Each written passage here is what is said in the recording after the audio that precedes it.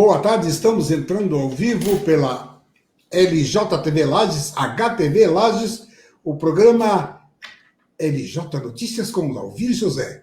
E LJ Notícias com Lauvir José está trazendo hoje um querido amigo. Sempre falei sempre para ele, quando tem novidade, notícias, você vem, nós vamos te pôr no ar e vamos falar das novidades.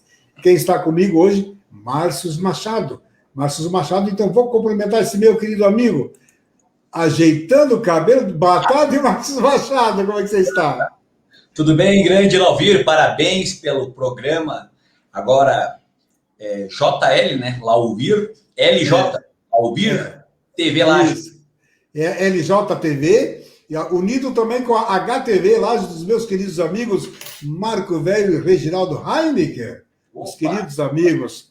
Então, são os parceiros. E eu estou iniciando também com a minha LJTV Lages e o programa LJ, que aliás você que estreou, né? LJ Notícias foi estreado por Márcio Machado. Primeira notícia foi com você.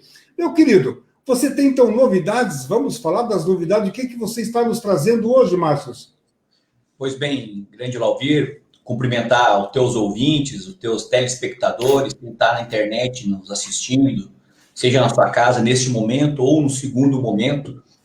Hoje, na Assembleia Legislativa, nós temos uma grande missão, uma grande bandeira de luta, que é derrubar o veto do governador do estado a um projeto de minha autoria e do deputado Sargento Lima, que fixa em até 70% a tarifa do esgoto do que nós consumimos de água. Pois bem, esse projeto foi aprovado em dezembro. Em janeiro, o governador vetou. O que significa isso? Significa que ele não concordou.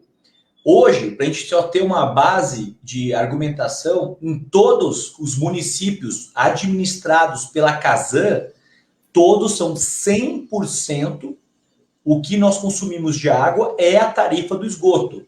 Eu acabei de vir de Otacílio Costa, hoje, estava lá e conversando com um morador que ele faz uma lavada, ele lava muitos panos de prato, porque ele tem uma lavação de carros. E lá ele precisa dos panos para poder limpar os carros. O que aconteceu? Ele gastou de água na casa dele, não na empresa, R$150. De tarifa do esgoto, mais R$150. Significa Uau! 200, R$300. Que absurdo! Então, imagine, R$300 ele está pagando de água e esgotamento, que é o tratamento do esgoto. Uhum. E a partir desse momento, nós fizemos um grande movimento nessa cidade, que é Otacílio Costa, que é conhecida como a capital catarinense da madeira. E lá, nós colhemos 5.000 assinaturas em 2 semanas. Apenas 2 semanas, porque a população está alvoriçada, não aceita isso. A mesma coisa agora começa em São Joaquim, começa em Urubici, a cobrança desse valor que é estratosférico, muito alto. O que nós precisamos fazer? Lutar contra isso. Por isso, e diante de todas essas argumentações, nós fizemos o projeto de lei e foi aprovado. Só que agora nós precisamos derrubar o veto, para que aí o presidente da Assembleia possa promulgar ou o vice pós 48 horas. Então, nós estamos fazendo um grande movimento. Lá em Otacílio, nós temos o Henrique Costa, que é o nosso vereador. E ele apresentou uma moção solicitando apoio aos demais deputados para a derrubada do veto. A mesma coisa nós estamos fazendo com outros municípios. Haja visto que nós temos alguns vereadores que são parceiros e eles estão apresentando essas moções de apoio. Pois bem, então nós temos essa questão que ela é prioritária para Santa Catarina. Para a gente ter uma outra base, em 2018, a Casan teve um lucro de R$105 milhões. Em 2019, esse lucro passou de 105, foi para R$119 milhões. O que nós queremos? Que reduza o lucro. Só isso. E que tenha a condição de que o pagador de impostos, quem consome esse serviço, possa pagar menos e utilizar esse recurso para outros fins. É isso que nós estamos lutando. Outra fundamentação muito importante que está a nosso favor é que a ABNT, que é a Associação Brasileira de Normas Técnicas, diz o seguinte: tudo que eu consumo de água, 80% volta na forma de esgoto. Então, por que a Casan está cobrando 100%? Essa é a grande tese nossa. E também ele rompe com o Código Consumerista. Que código é esse? É o Código de Defesa do Consumidor, que ele diz o seguinte: eu só posso pagar o que eu utilizar. Então, eu estou pagando a mais do que eu estou utilizando. Então, diante de todos esses argumentos, essa defesa sistemática a favor da derrubada do veto, que foi, infelizmente, foi um dente no machado, podemos dizer assim, foi, né? Sim. Por quê? Porque prejudica as pessoas. Criciúma, o prefeito não consegue mais ter um diálogo harmonioso com a Casan, porque a Casan não recua. A mesma coisa em Concórdia. Municípios que foram municipalizados esses serviços, como Lages, é 80%. Passando a lei, vai para 70%. Municípios como São Ludgero e Orleans, é 60% a tarifa do esgoto do que nós consumimos de água. Daí, ele continua com 60%. Por quê? Porque a lei diz até 70%. Então, Até. abaixo, continua. Quem está acima, que é Lages, por exemplo, Itajaí, que é 80% também, e todos os municípios administrados pela Casan, que é 100%, vão abaixar para 70%. Então, essa é a nossa grande bandeira de luta. Uma pergunta aí. E o pessoal que mora em local que não tem rede de esgoto, ele não tem obrigação de pagar absolutamente nada disso. Isso confere? Ou está sendo cobrado também? Não. Só quem é obrigado a pagar é quando a rede coletora de esgoto passa na sua rua, na frente da sua residência. Então, passou na minha residência a rede coletora de esgoto, aí eu sou obrigado a ligar a minha rede com a rede municipal, ou no caso da Semasa, que é estadual, para que possa ir para o tratamento adequado de esgoto, que é o tal do ETA, que é esse local onde se trata o esgoto. Então, quem não tem ainda, não está pagando, mas a hora que tiver, vai pagar. Vai pagar. Realmente é uma importância muito grande, né? Essa aí, 100% é um absurdo, né? Não tem lógica uma coisa dessa. E qual foi o argumento do governador para vetar? O que ele chegou a manifestar, o porquê de ter vetado? A questão ele diz da constitucionalidade, que o legislador não poderia fazer uma lei que mexa na agência reguladora de saneamento básico, que nós temos hoje é a ARESC, porque tem a ARESC, que é a agência reguladora, como no governo federal, que nós temos agências reguladoras. Por exemplo, a ANEEL, que é a Agência Nacional de Telecomunicações, então ela cuida desse setor. Nós temos a Agência Nacional do Petróleo, então ela vai cuidar desse setor. A mesma coisa acontece com os Estados-membros. Só que na Constituição do Estado não diz que é privativo dele esse tipo de alteração de lei. Por isso que nós fizemos, passou nas comissões e assim nós aprovamos no plenário. Agora ele dormiu no ponto, porque esse projeto é um projeto que ele atua e ele afeta milhões de reais. Por isso que sempre se busca, numa conversa ou outra com agentes do governo e agentes políticos, de buscar privatizar esse setor, com a desculpa de universalizar o tratamento de esgoto, que é possível já universalizar, mas é como o filão ele é milionário, aí eles querem entregar esse setor para a iniciativa privada, como aconteceu com outros, como a Vale do Rio Doce, a Companhia Siderúrgica Nacional, privatizações de grande monta. Só que daí são privatizações do Estado relacionada à Casan e privatizações das municipais, como no caso da Semasa.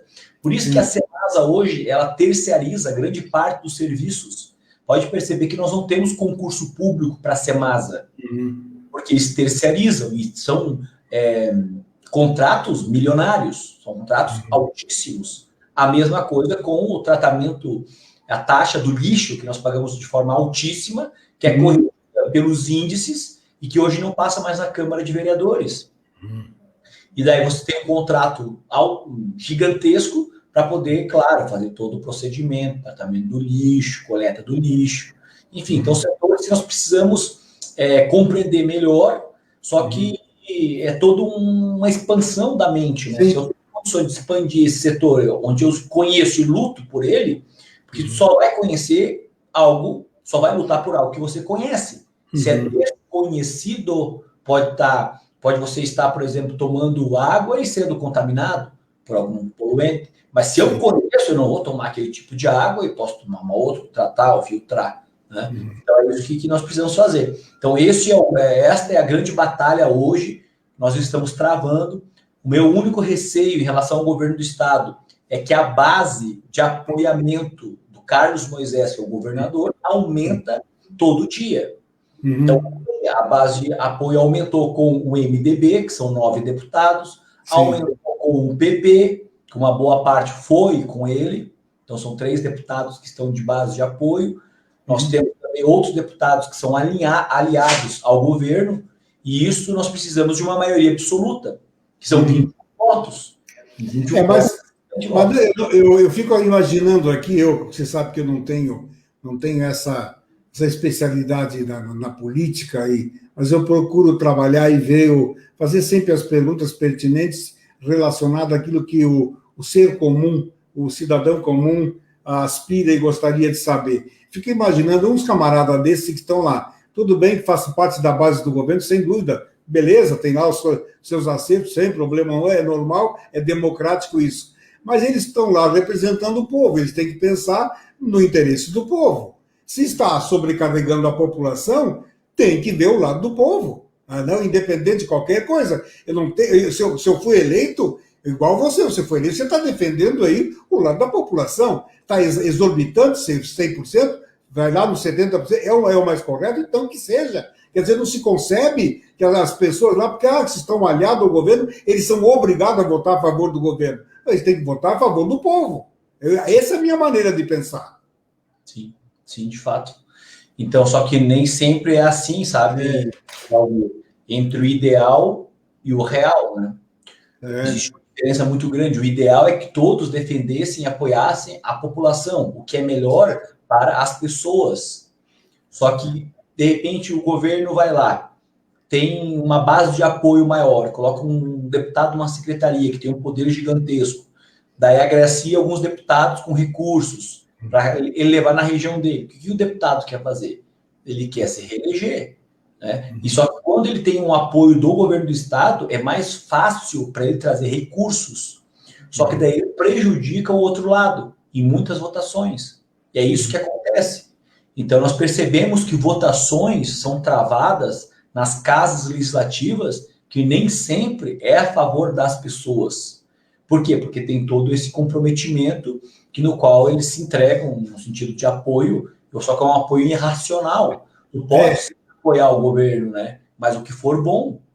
Hoje, como eu sempre atuei como vereador, antigamente, quando vereador, eu fui por 7 anos consecutivos o presidente da Comissão de Constituição e Justiça da Câmara de Vereadores de Lages. Eu nunca travei um projeto de suplementação de orçamento, seja especial ou não. Especial é quando vem recurso extra. Suplementação é quando aumentou a arrecadação.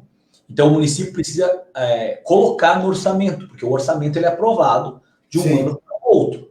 Suplementou, então, teve orçamento extra, você tem que aprovar através de um projeto de lei que passa pela Câmara, no caso da Câmara de Vereadores, ou pela Assembleia Legislativa, para que a gente possa autorizar ele a utilizar aquele dinheiro, porque senão tem ilegalidade no ato.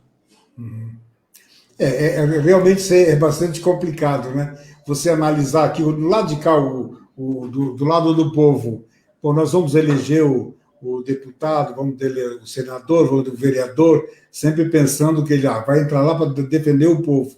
Aí dá para perceber que tem esses conchavos aí, essas alianças todas, que nem sempre está se visando o povo, né? Porque você seria a favor de não reeleição? A grande questão da não reeleição, ela não justifica em relação ao trabalho. O que significa reeleição? É o reconhecimento de um bom trabalho. O prefeito foi reeleito, quer dizer o quê? que ele fez, em tese, um bom trabalho. E as pessoas acreditaram e outorgaram, através de um contrato social, mais 4 anos. A mesma coisa com o legislador. Então, eu sou deputado estadual, estou indo para a reeleição, imaginamos nós. Essa é a tendência, né? Eu ir para a reeleição como pré-candidato. Então, hoje é estadual. Daí eu vou para a reeleição. O que acontece? As pessoas, se assim entenderem que o meu trabalho ele é de qualidade e que eu trouxe resultados positivos, a pessoa vai dizer o seguinte: poxa, o melhor representante sou eu. Só que eu não estou concorrendo. Então, eu vou delegar parte do meu poder para outra pessoa poder me representar. Se a pessoa entende que o Márcio Machado ele deve continuar representando, aí eu acredito que a reeleição ela é salutar. Salutar. Agora, o que busca no Congresso, por exemplo, é não ter reeleição no Executivo. Prefeito, governador, presidente da República. Por quê? Porque o legislador que cria a lei. E ele falou assim, não, puxa vida, se eu permitir que o prefeito seja reeleito, ele vai ter uma dinastia de 10, 30, 40 anos no poder. Não, 12, sei lá, 24 anos, porque é 4 anos, né? Sim. Então, de tempo em tempo, ele vai ter uma dinastia no poder. Então, o que acontece? Ruptura do sistema. Só que eu acredito que deveria ter mais polêmico que possa ser a reeleição, tanto no Executivo quanto no Legislativo. Porque o Legislativo já tem reeleição. O que não tem é o prefeito, que agora tem uma.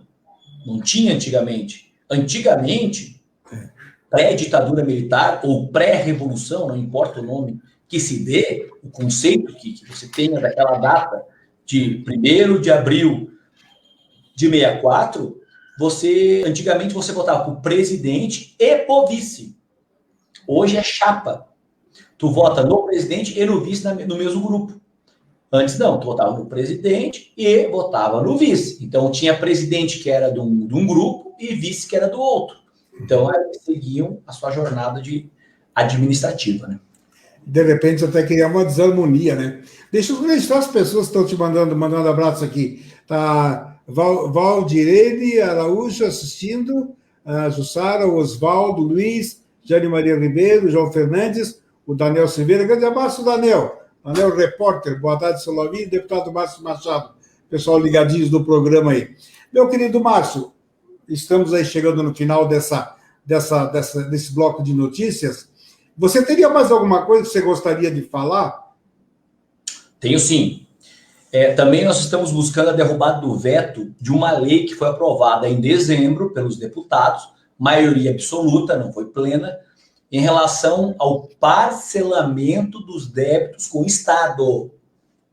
Por favor, nós temos que mudar isso aí. Tem gente devendo para o Estado. Eu não consigo entender. Poxa, a pessoa está devendo isso para o Estado, não está pagando. Se parcelar, a pessoa vai pagar. Por isso que eu não consigo compreender. Poxa, a maior pandemia que nós temos nos últimos 100 anos. Nós temos uma crise sistêmica violenta. Empresas sendo fechadas, comércio sendo fechado. Agora começa a dar uma suspirada novamente no sistema econômico. Muitas vidas ceifadas. Pessoas que pararam de pagar imposto. Você só paga imposto se tem dinheiro. Se você tem dinheiro para pagar o imposto ou pagar o fornecedor, tu vai pagar o fornecedor. Tem dinheiro para pagar imposto ou pagar o colaborador, tu vai pagar o colaborador.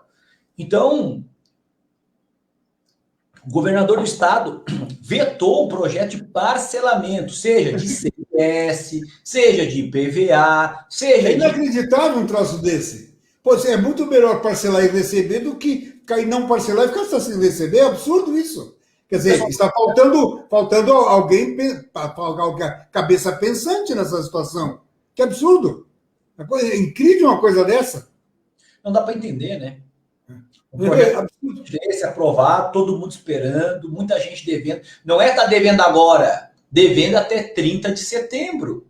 Então, para quem passou pela crise, ou está passando pela crise, na realidade, até 30 de setembro tu pode parcelar aqueles débitos. E daí você tinha até 30 de abril deste ano para poder fazer a adesão.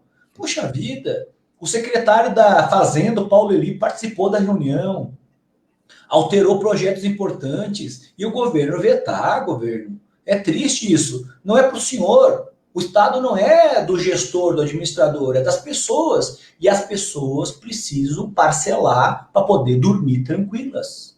A pessoa que está devendo não dorme, acorda de noite várias vezes. Sem dúvida alguma, pessoa. Ninguém quer ficar devendo.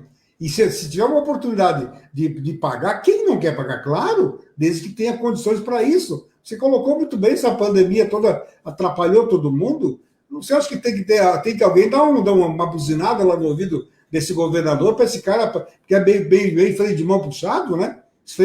O governador está com freio de mão meio puxado. Acho que está mal assessorado, não é possível um troço desse.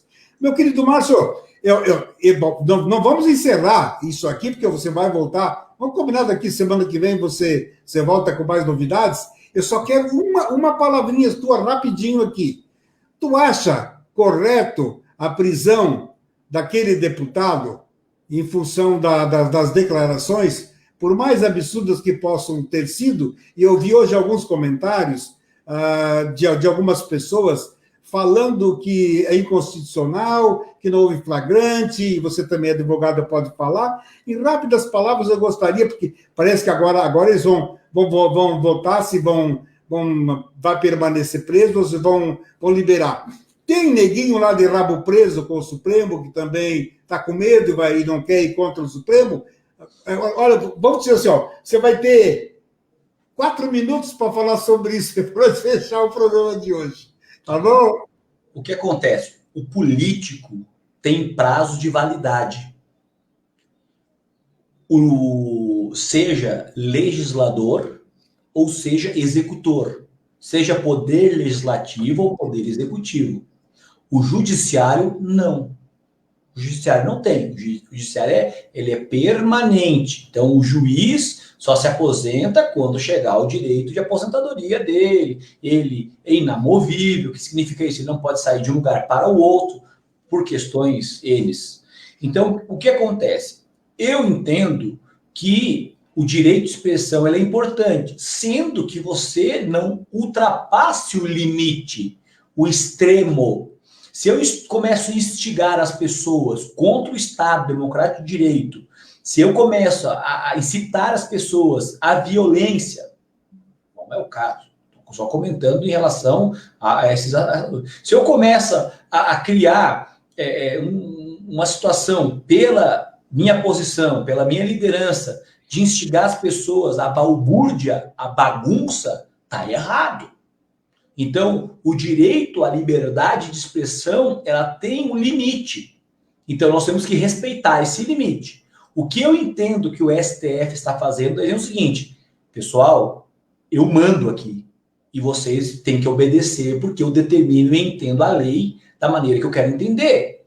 Então, muita coisa no STF desonra o povo brasileiro, pois eles licitavam lagosta, eles listavam vinhos caríssimos, só com o rótulo de premiados, sabe? Então, comendo e bebendo do trabalhador, daquele que sofre. Pessoal, pegue o carro, ou vá a pé, andar, caminhar, pegar tua bike, veja quantas pessoas estão nas sinaleiras. Aumentou o número. Pedindo, vendendo alguma coisa, sabe? Quantas pessoas estão na rua? Aumentou muito. Por quê? Porque a disparidade. Então, eu acredito que ele está dando um recado a as pessoas que estão se expressando contra eles. Então, ele está dizendo, quem manda aqui é nós, você fique quieto aí que você vai sofrer retaliação. Eu entendo que o deputado ele tem o direito, ele tem uma imunidade de fala, de voto. Só que ela não pode extrapolar. Então, nós já temos julgados que quando a pessoa extrapola, ela pode ser penalizada. Mas quem dá o último canetaço dizendo se ele fica preso ou não é a casa que ele faz parte. Nesse caso, a Câmara dos Deputados. Se fosse um senador, a mesma coisa. Aqui na LESC, nós aprovamos. Nós votamos sobre a prisão ou não do deputado Júlio Garcia. A primeira, eu não participei, porque eu não vi a convocação que iniciou às 3 horas, com início da sessão às 17 horas, 2 horas de convocação. O regimento diz 48 horas. Na segunda votação que nós tivemos, eu votei para que ele fosse afastado das atividades para que pudesse ser julgado. A mesma coisa quando eu fiz com o governador Carlos Moisés. Então, para ter coerência na minha votação, pesos iguais, medidas iguais, não desiguais. Então, eu entendo que é um recado que ele está dizendo, porque muitas pessoas estão se rebelando contra o STF, pedindo a intervenção, pedindo o fechamento, sabe? Então, ele falou assim, ó, tu vai sofrer também com isso. Então, ele é um deputado, está servindo de exemplo. É legal. Eu vou agora, vai acontecer toda essa semana, amanhã, essa semana que vem. Eu já quero te convidar para a semana que vem você retornar, para voltarmos a esse assunto, já com novidades. Combinado? Fica combinado isso? E mais alguma novidade que você tenha, você também nos trará, sem dúvida alguma. Meu querido, um grande abraço, foi um grande prazer tê-lo, como sempre, nos meus programas. Então, agora, suas considerações finais. Obrigado, Lauvir, sucesso nesse teu novo empreendimento. Você é uma pessoa extraordinária, eu gosto muito de você como pessoa e você como profissional também, né, pela nossa amizade, pela essa sinergia que nós temos aí do bem, da pessoa que quer construir, quer edificar, quer elevar. Né? Eu acredito que nós estamos aqui para transformar e nos construirmos. Eu não sou um ser perfeito, eu estou em construção e eu quero que as pessoas, que eu possa me autoconhecer e edificar o ser extraordinário que eu sou. Eu tenho muito potencial, como tu tem, como todos nós temos, só que nós estamos muito abaixo da média. Eu sei que eu posso muito mais, sabe? Então, conte sempre comigo, semana que vem nós vamos estar de novo aí no bate-papo, contando os bastidores lá da Assembleia Legislativa. Um beijo. Sem dúvida. Com Deus. Sem dúvida, vai ser um grande prazer tê-lo. Vamos trazer mais informações. Que a paz esteja no seu coração, que a paz esteja no coração de todos vocês e até o próximo encontro. Valeu, galera.